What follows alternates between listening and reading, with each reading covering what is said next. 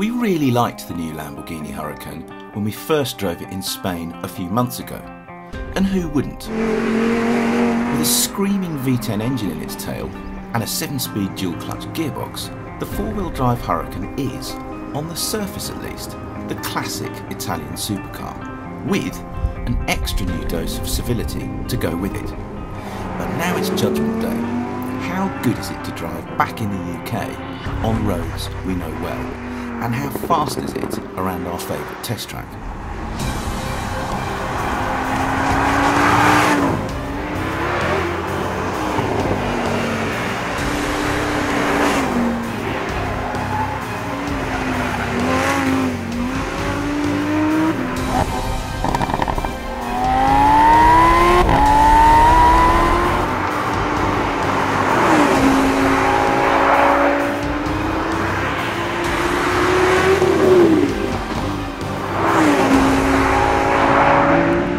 So the Huracan in the UK at our favourite test track, what's it like?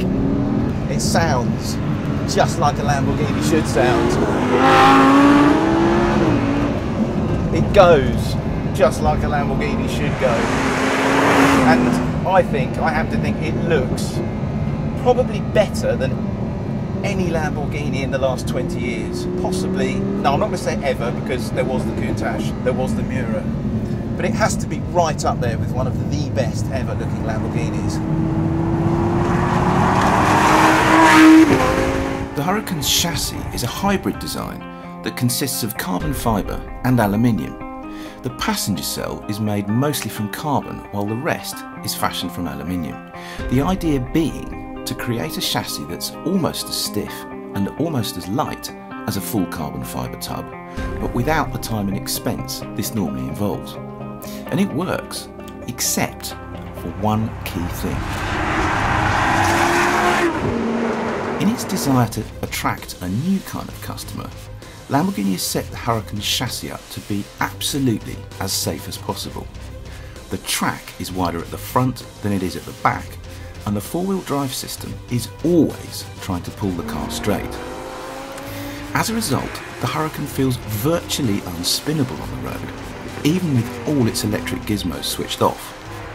Unfortunately though, this also means it understeers on the track, as you can see, and that's maybe not such a welcome new feature.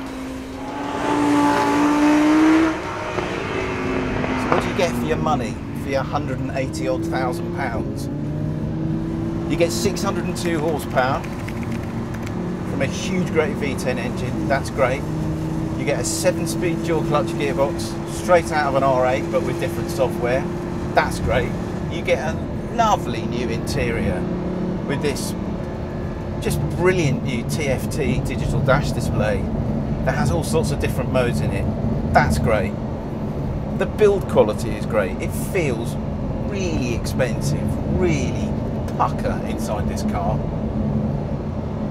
And as I've said, the noise and the performance, there ain't nothing to complain about, and there's a lot to get very, very excited about.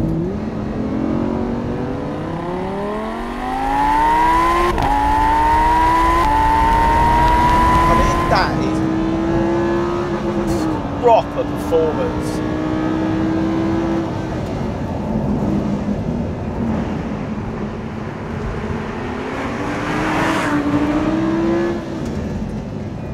You also get carbon ceramic brakes this time. The stopping power is immense, I have to say.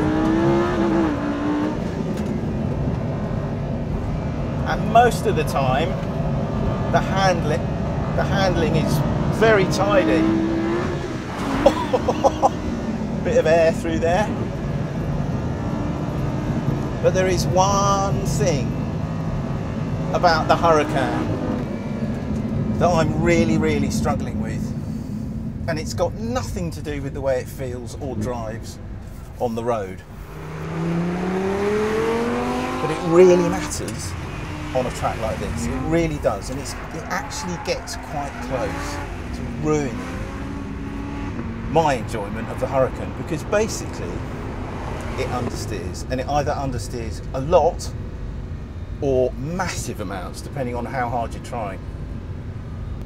But surely, when you reach for the button up on the dash here that says ESC off, an enormous great big red light appears in the dashboard, surely that should mean that you have turned everything off and that you are on your own behind the wheel. But it isn't. And it doesn't. As a result, you just lose the front end on this car all the time. It just pushes wide too much. I mean, look at that. Look at that understeer. And there's nothing you can do about it. You can't bung it to kind of get it to go neutral. It never really goes neutral. It either understeers a bit or it understeers a lot.